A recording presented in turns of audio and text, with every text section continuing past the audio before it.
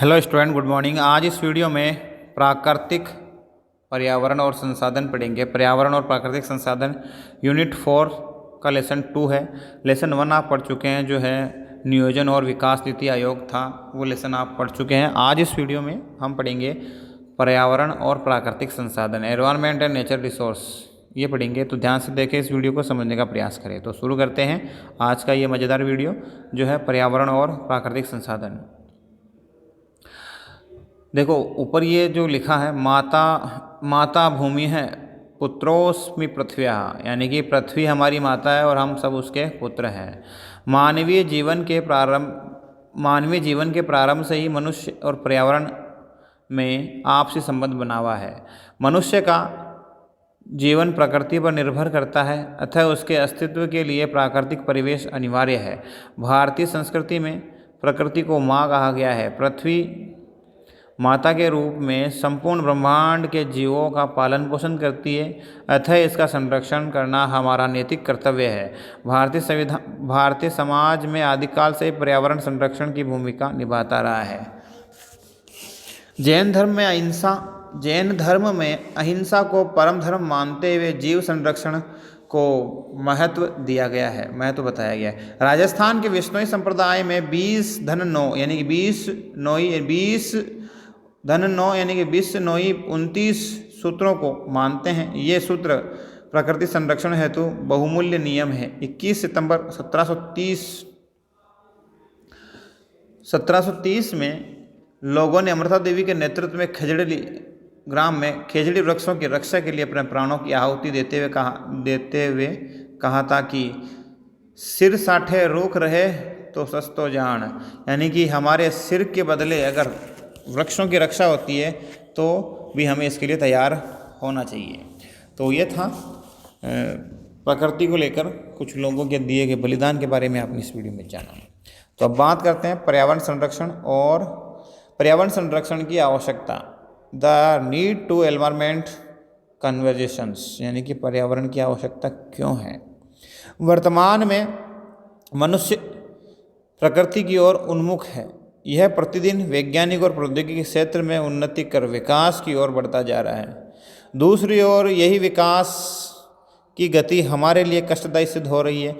इस विकास के कारण हमारा पर्यावरण दूषित हो रहा है। वनों की कटाई, वनस्पति एवं जीवों के संबंध में कमी, औद्योगिकरण, शहरीकरण में वृद्धि, तकनीकी का प्राकृतिक प्रसार, जनसंख्या विस्फोट, परमाणु भट्टियों में पैदा होने वाली रेडियोधर्मी जो किरणें हैं वो, इसके अलावा उद्योगों की जो ईंधनों की राख है, इलेक्ट्रॉनिक उपकरणों से भी पर्यावरण प्रदूषित हो रहा है।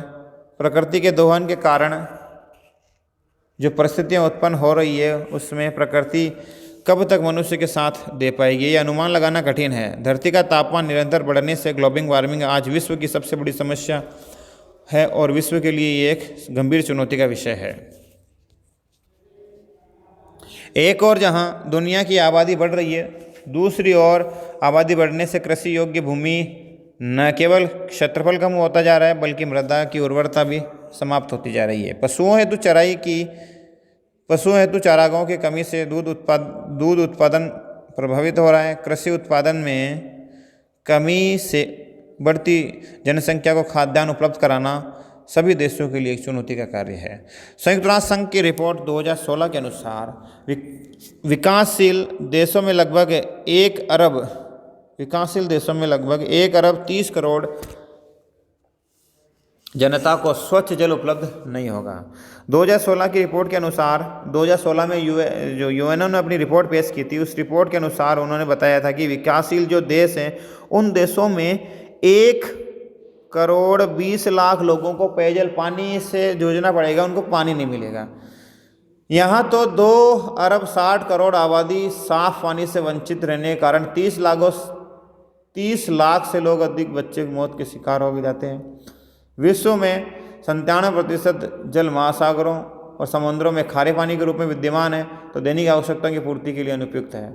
देखिए, यूएनओ ने पूरी दुनिया को चेताया कि 2016 में चेताया था कि विश्व के जो विकासशील देश है, भारत जैसे विकासशील देश जो हैं, वहाँ पर 1 अरब जिनकी जनसंख्या है, 1 अरब 30 करोड़ जनसंख्या है, वहाँ पर 2 अरब 60 करोड़ लोग जो है वो पानी से वंचित रहेंगे, जिनमें से 30 लाख लोग अपनी जान पानी के कारण गंवा चुके होंगे। विश्व स्वास्थ्य संगठन ने ये चेताया, यूएनओ ने विश्व को चेताया था। विकासशील देश भारत है, चिंता का विषय है। ग्लोबल वार्मिंग, वैश्विक तापमान यानी ग्लोबल वार्मिंग आज विश्व की सबसे बड़ी समस्या बन चुकी है। इसे कम करने हेतु दुनिया भर में प्रयास जारी है, किंतु समस्या कम होने की बजाय साल दर साल निरंतर बढ़ती जा रही है। ग्लोबल वार्मिंग से पहले हमें ग्रीन हाउस प्रभाव को समझना होगा। ग्रीन हाउस उस कमरे को कहते हैं जिसमें पौधे पैदा किए जाते हैं। इस कक्ष की दीवारें ऊष्मारोधी पदार्थों तथा छत के ऐसे कांच की दीवार से बनी होती है जिसमें सूर्य का प्रकाश व ऊर्जा पौध घर से प्रवेश कर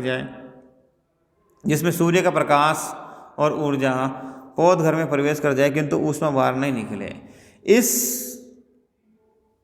इससे पौध घर का तापमान शीत ऋतु में भी कम नहीं होने से अधिक तापमान में रहने वाले पौधे आसानी से उगाए जा सकते हैं। पृथ्वी के वातावरण का तापमान बढ़ना भी इसी प्रकार बढ़ता है। हमारी पृथ्वी प्राकृतिक तौर पर सूर्य की किरणों से ऊष्मा प्राप्त करती है। ये किरणें वायुमंडल से गुजरती हुई धरती की सतह से टकराती है और फिर परावर्तित रिफ्लेक्शन द्वारा पुनः लौट जाती है। धरती का वायुमंडल कई गैसों से मिलकर बना है। पृथ्वी का जो वायुमंडल है वो कई गैसों से मिलकर बना है। इसमें से अधिकांश गैसें पृथ्वी के ऊपर के एक प्राकृतिक आवरण बना लेती है। ये आवरण लौटती हुई किरणों के एक हिस्से को जिस तरीके से रोके रखता है उसी को ग्रीन हाउस कहते हैं। ठीक है, ग्रीन हाउस समझ में आ गया। ऊष्मारोधी दीवारों की भूमिका निभाती है और पृथ्वी के ऊपर एक प्राकृतिक आवरण बना देती है। इससे पृथ्वी एक गर्म गैस युक्त कमरे के समान हो जाती है। इस तरह की गैसों को ग्रीन हाउस गैसों के नाम से जाना जाता है। ग्रीन हाउस गैसों में carbon dioxide, methane, nitrogen oxide, chlorofluorocarbon, इन गैसों के प्रभाव से पृथ्वी का तापमान निरंतर क्या है, बढ़ता जा रहा है। यही क्या है, ग्लोबल वार्मिंग है।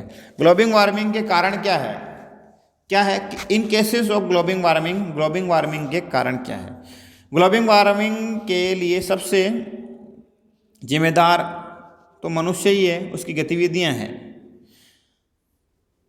अपने आप को इस धरती का सबसे बुद्धिमान प्राणी समझने वाला मनुष्य अनजाने में या जानबूझकर अपने ही सहवास हैबिटेट रहने का स्थान जो पृथ्वी है उसको वो दूषित करता जा रहा है। मानव ही इस पृथ्वी का सबसे बड़ा शत्रु है। वही क्या कर रहा है, जानबूझ के या अनजाने में अपने रहने वाले आवास को समाप्त करने के कगार पर है।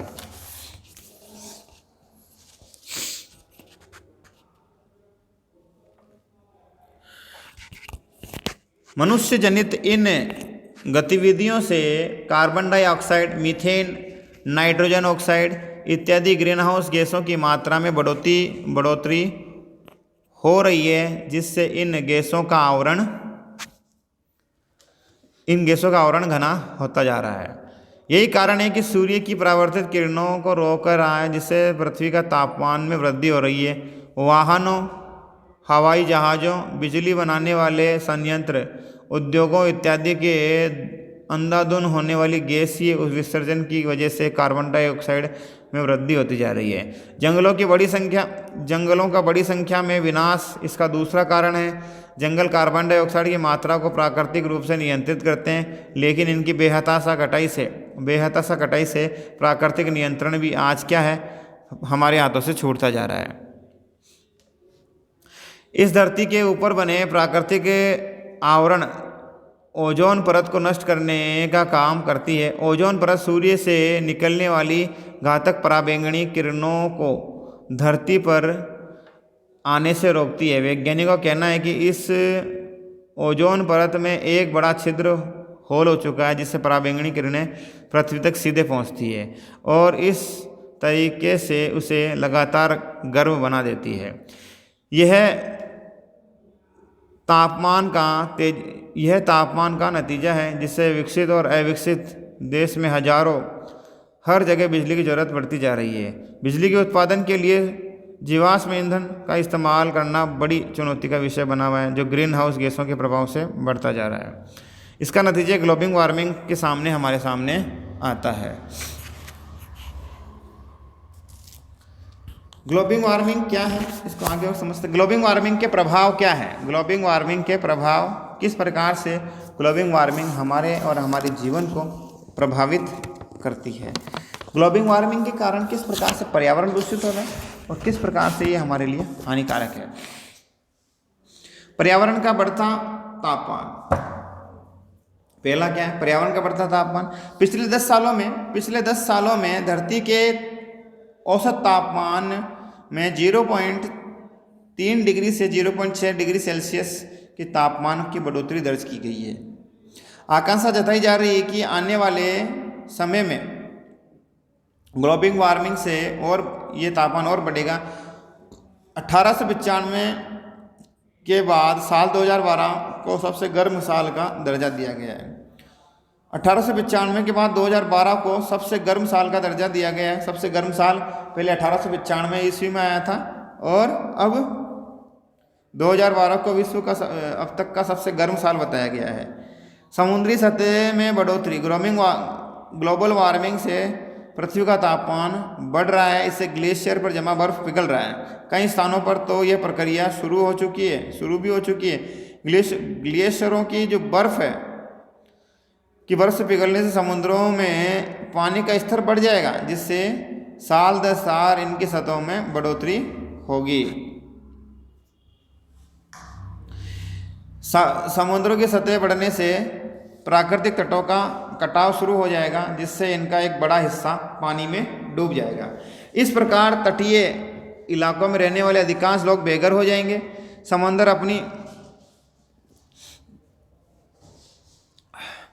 समंदर जो है, अभी तक समुद्री जल स्तर बढ़ने का दुनिया के सामने 18 द्वीप जलमग्न हो चुके हैं। अब तक समुद्री जल बढ़ने से 18 लोग जो क्या है वो इससे ग्रसित हो चुके हैं। 18 देश पानी में डूब चुके हैं।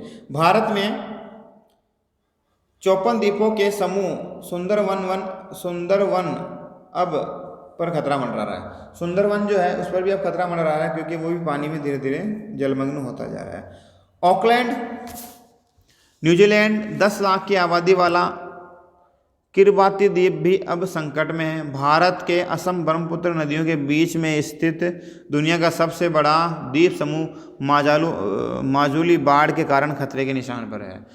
इसका क्षेत्रफल 1287 वर्ग किलोमीटर से घटकर 567 वर्ग किलोमीटर रह गया है। देखो चिंता का विषय है। 1267 से 557 वर्ग किलोमीटर रह गया है। क्षेत्र ग्लोबल वार्मिंग के प्रभाव से 2020 तक 14 द्वीप पूरी तरीके से समाप्त होने की संभावना है। 2020 में 14 द्वीप ऐसे हैं जो पूरी तरीके से जलमग्न हो जाएंगे, यानी कि पूरी तरीके से पानी में डूब जाएंगे। ये क्यों होंगे? ये होंगे ग्लोबल वार्मिंग के कारण। मानव स्वास्थ्य पर असर। जलवायु परिवर्तन का सबसे ज़्यादा असर मनुष्य के ऊपर ही पड़ेगा। कई लोगों को अपनी जान से हाथ धोना पड़ेगा। गर्मी बढ़ने से मलेरिया, डेंगू और येलो फीवर जैसी संक्रामक रोग बढ़ेंगे। यह समय भी जल्दी ही आएगा जब विश्व में एक ऐसी भयंकर महामारी का उदय होगा, जब हमसे अधिक लोगों को पीने के लिए स्वच्छ पानी उपलब्ध नहीं होगा, खाने के लिए ताज़ा भोजन उपलब्ध नहीं होगा, सांस लेने के लिए शुद्ध वायु नसीब नहीं होगी। एक दिन ऐसा समय इस पृथ्वी पर आएगा। पशु पक्षियों और वनस्पतियों पर भी ग्लोबल वार्मिंग का असर पड़ेगा। कैसे पड़ेगा? ग्लोबल वार्मिंग से पशुओं और पक्षियों वनस्पतियों पर भी इसका असर देखा जा सकता है। माना जा रहा है कि गर्मी बढ़ने के साथ साथ पशु पक्षी और वनस्पतियां धीरे धीरे और पहाड़ी इलाकों की ओर प्रस्थान करेगी, लेकिन इस प्रक्रिया में वह अपना सब कुछ अस्तित्व खो देगी। शहरों पर इसका असर, गर्मी के अधिक और सर्दी के अधिक पड़ने पर घरों में एयर कंडीशन का प्रयोग बढ़ जाएगा। इससे न केवल ऊर्जा की खपत बढ़ेगी बल्कि वातावरण में CFC गैस की मात्रा भी बढ़ेगी, जिससे ओजोन परत पर विपरीत प्रभाव पड़ रहा है। ओजोन परत में विपरीत प्रभाव पड़ने के कारण क्या, सूर्य की पराबैंगनी किरणें सीधे क्या है जो पृथ्वी तक पहुंचती है, जिससे क्या है चर्म रोग होने की संभावना ज़्यादा बढ़ती है। अब ग्रीन हाउस गैस के प्रमुख जो कारक है वो कौन कौन से हैं, इनके बारे में बात करते हैं। ग्रीन हाउसेस के जो मेन एलिमेंट्स हैं उनके वो एलिमेंट्स के बारे में बात करते हैं। Main element of green house effect के प्रमुख एलिमेंट कौन कौन से हैं। इसमें पहला आप देखते हैं पावर स्टेशन से 21.3%, इंडस्ट्री से 16.8%, यातायात गाड़ियों का जो प्रतिशत है वो 14.4%, खेती किसानों के उत्पादन से 12.5%, जीवाश्म का इस्तेमाल करने से 11.3%, सहवासी क्षेत्रों से 10.3%, बायोमास जलाने से 10.4% और कचरा जलाने से 3.4% जो रेडिएशन है वो धरती को प्राप्त होता है, जिससे ग्रीन हाउस इफेक्ट देखने को मिलता है। ग्लोबल वार्मिंग के रोकने के उपाय। ग्लोबल वार्मिंग को रोकने के उपाय क्या है? ग्लोबल वार्मिंग के बारे में जागरूकता बढ़ाकर ही इसे नियंत्रित किया जा सकता है।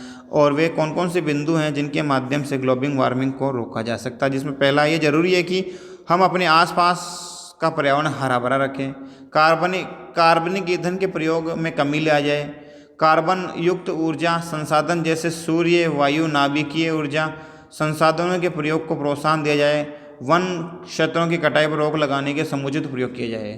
तो ये था जो ग्लोबल वार्मिंग को रोकने के उपाय। जलवायु परिवर्तन पर वैश्विक चिंतन, ये जो है ये टॉपिक यहाँ से अपन कल पढ़ेंगे। तो आज के लिए इतना ही, मिलते हैं फिर से नई वीडियो में। Thanks for watching, listening.